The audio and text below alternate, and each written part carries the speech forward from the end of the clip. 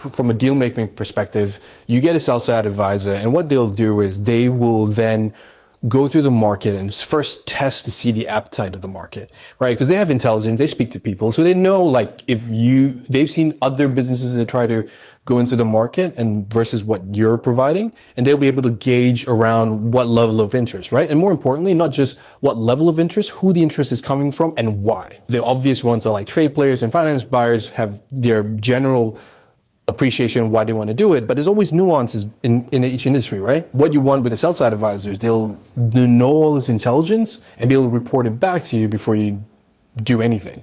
Then once all that intelligence comes back, and let's assume the business is already built out and is really compelling, what we'll do is build what we call an information memorandum.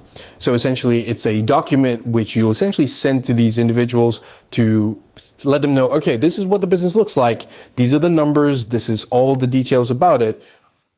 Are you interested? Come and play with us. Once that process goes through, and usually that involves sending them the IM, you're probably going to have to meet a bunch of people. And what you'll do there is you'll go into the meeting as a founder, obviously, but with someone right next to you. So that person will probably handle more of the numbers details, the structure details on your behalf versus you'll be talking more about the goals and the journey so far and validating some of your strategies going forward and some numbers. That's how that initial process happens. And once that happens, whoever is still interested will then express an interest on what they think the number would be and what the price would be and structure and all that kind of stuff. You and the advisor will sit down and discuss which is the best option for you.